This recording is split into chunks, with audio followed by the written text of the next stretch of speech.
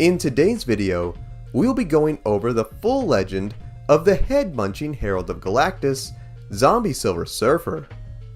No, not even our boy Norrin Radd was safe from a hive mind alien virus that turned him and the other heroes from his dimension into flesh-eating monsters. His legend is a wild one, so without further ado, grab a bowl of frosted Cheerios, sit back, relax, and enjoy the full gory story of Zombie Silver Surfer. Who is he? Silver Surfer, like most of the villains and heroes of his world, came face to face with a deadly alien virus that turned them into self-aware undead zombies.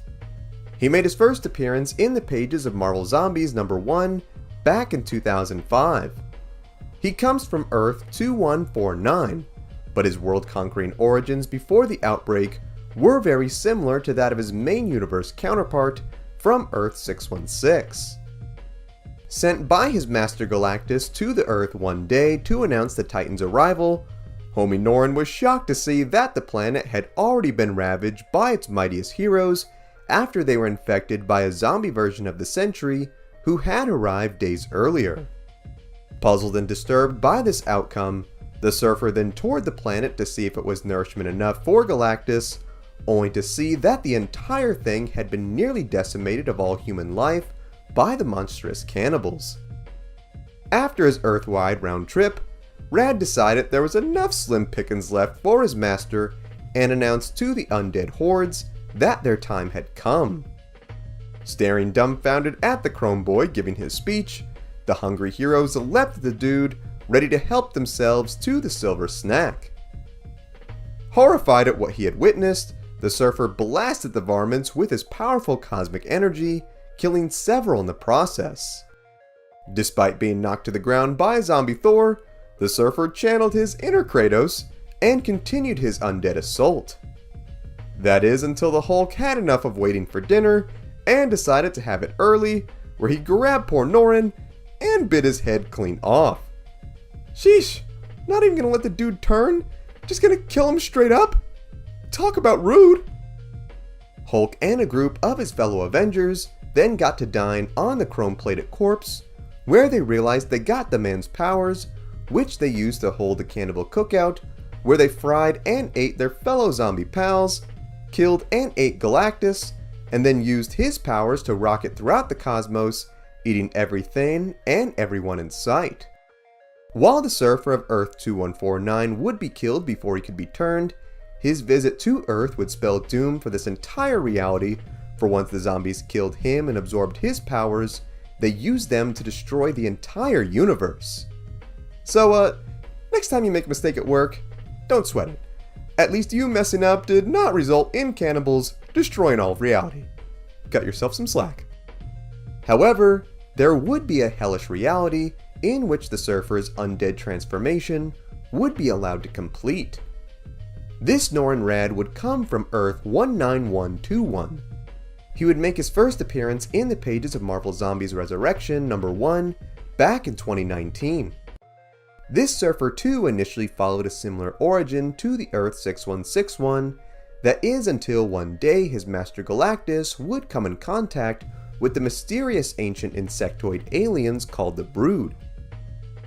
The bugs would manage to make their way inside Galactus's body, where they would lay their eggs. The egg larva would then fuse with the Titan's DNA, which created the infection called the Respawn. This would become a sentient hive mind virus that would kill its host and reanimate it into a hungry zombie-like creature that would do its bidding.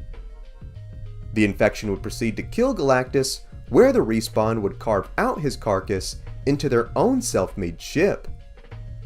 Reporting to his master, this is where this world Surfer would become infected as well. Patrolling space, Captain Marvel would come across the galactic corpse, where she too was infected. With Carol under their control, the Respawn then contacted the Avengers, sending out a fake distress signal to have them come check out Galactus's body. Upon arrival to the carcass, the heroes were rather disgusted as they came across a self-made fleshy pool of organs and blood. They were even more horrified as the liquid began to bubble up, revealing the infected Silver Surfer. Peeling back his chrome-plated skin and revealing some lips in desperate need of some chapstick, the Surfer attacked the heroes, infecting them with the virus. The whole thing ended up being an ambush where Captain Marvel and even a zombified Guardians of the Galaxy proceeded to infect any hero who was present on this mission. These new zombified heroes then used the makeshift Galactus carcass car to crash to Earth, killing countless in the process, where they then exited the vehicle, consuming every citizen in sight and infecting any heroes present. This virus would wipe out nearly all of mankind, just like that of Earth 2149, leaving behind only a handful of surviving heroes, such as Spider-Man and Reed and Susan Richards' children, Franklin and Valeria. The gang would eventually discover that the Surfer had been working with the infected mutant Magic, where they figured out how to use her teleportation powers, where they planned to enter the multiverse and spread the infection there. After a ferocious battle with the Surfer and the other zombies, the young Franklin would presumably be infected, only to discover that Spider-Man had uploaded he and his sister's consciousness into robotic bodies not long after the infection broke out, so they could not be turned. Enraged at the Surfer for taking his family and his life from him, Franklin, armed with Magic's sword, sliced the Surfer to bits, where he and Valeria worked together to blow up Galactus' body along with the Respawn present, saving what was left of their world and the multiverse from the zombie virus. Later on, we would see the likes of Franklin, Blade, Wolverine, and Spider-Man as they would try to salvage what was left of their reality. Unbeknownst to the other heroes, we see that Franklin had secretly kept the head of the still living zombie Surfer, who he would have conversations with. Man, this kid is brave.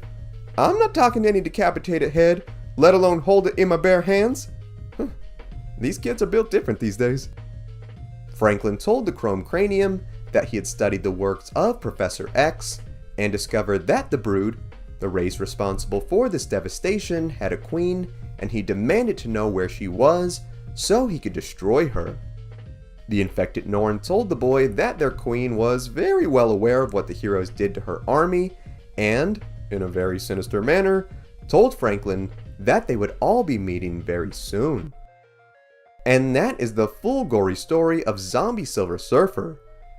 Both the Earth 2149 and 19121 variants of the hero are integral to both Marvel Zombie storylines, and it was really cool to see how the writers used him differently in both tales.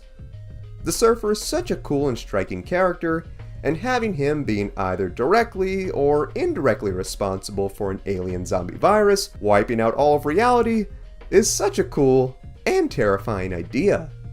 The last we saw of the character on the big screen was his body portrayal by actor Doug Jones and voiced by Lawrence Fishburne in the Fantastic Four sequel, Rise of the Silver Surfer.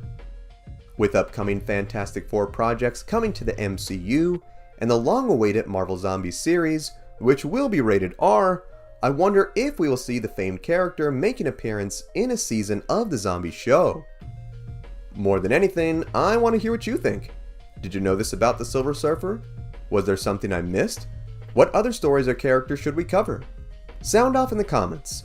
Also be sure to give this video a like if you enjoyed today's content, subscribe to the channel, and tap the bell icon to be notified of all of our latest videos. Thank you so much for watching. If you enjoyed the music in this video, it was all made by my boy Ognihs. You can check out his Spotify in the link below. You can also check out our Patreon, also in the link below. Thank you so much for watching. Remember, you are awesome and loved.